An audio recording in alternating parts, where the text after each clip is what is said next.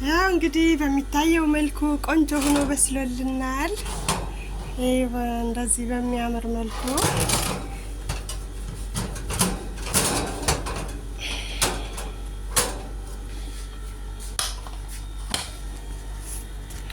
በጣም ነው የሚያምረው።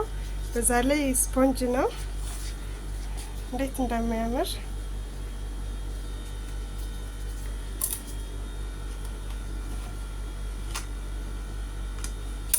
አያችሁት?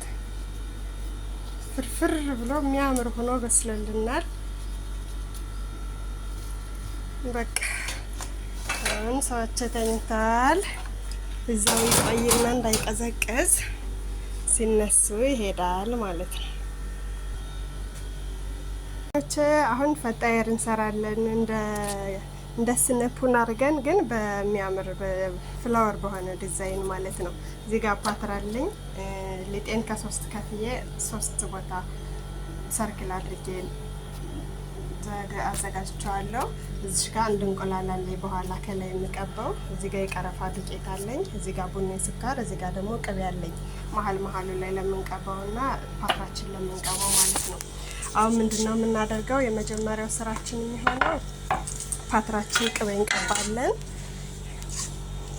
ያው ባንድ እጅ ስለሚቀርጽ ነው ይቀርታ። ከዛ ፓትራችን ከቅቤ ከቀባ ነው በኋላ የምናደርገው አንደኛውን ሊጥ ከፓትራው እናደርጋለን። እዛው ላይ እንትን ብየዋለሁ። አንደኛውን ቅቤ ቀብቼዋለሁ። ከዛ ምንድነው የምናደርግ? ቡኒ ስኳር እናደርግበታለን።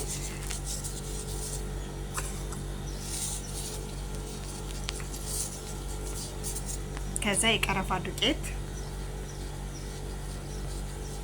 አሁን ድጋሚ አንደኛውን ቂጣ ወደዚህ ልመልሰው ይቅርታቸው ስለማይመቸኝ። አሁን ድጋሚ ይሄኛውንም ከላይ እንቀባዋለን ቅቤ።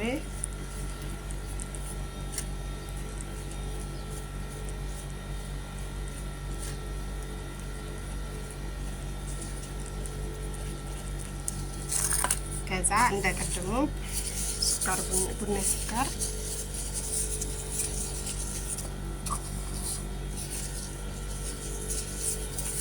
ከዛ ደግሞ የቀረፋ ዱቄት።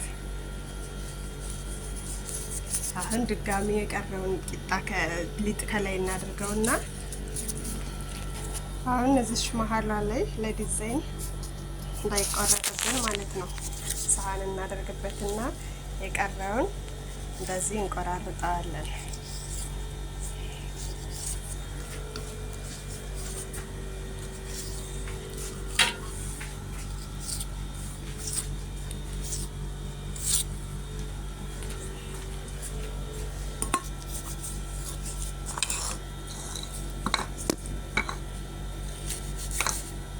አንዴ ልጠቅም። አሁን ይሄን የቆረጥነውን እንደዚህ እናደርግና መጨረሻው እንደዚህ እንዲሆን እናደርጋለን ማለት ነው።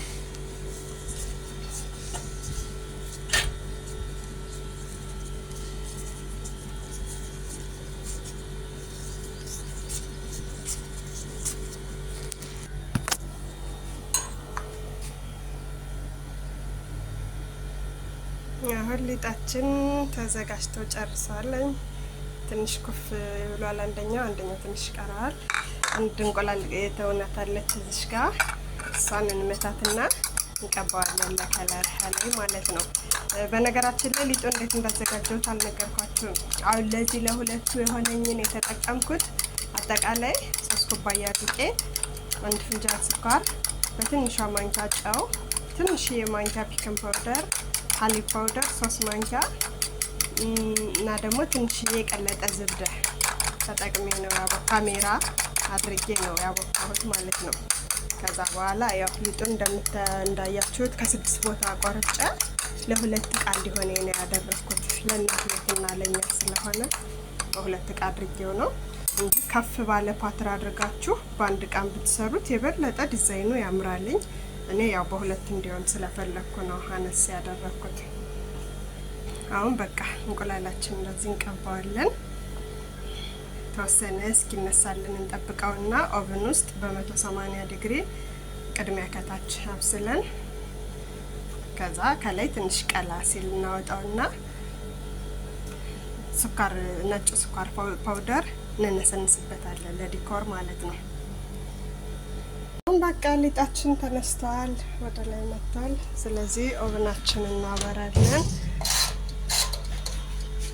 በ180 ዲግሪ ከታች ብቻ እናቆየዋለን።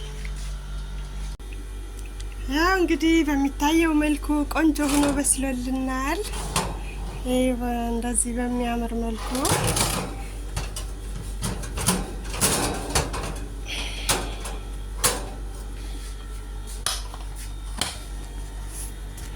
በጣም ነው የሚያምረው። በዛ ላይ ስፖንጅ ነው፣ እንዴት እንደሚያምር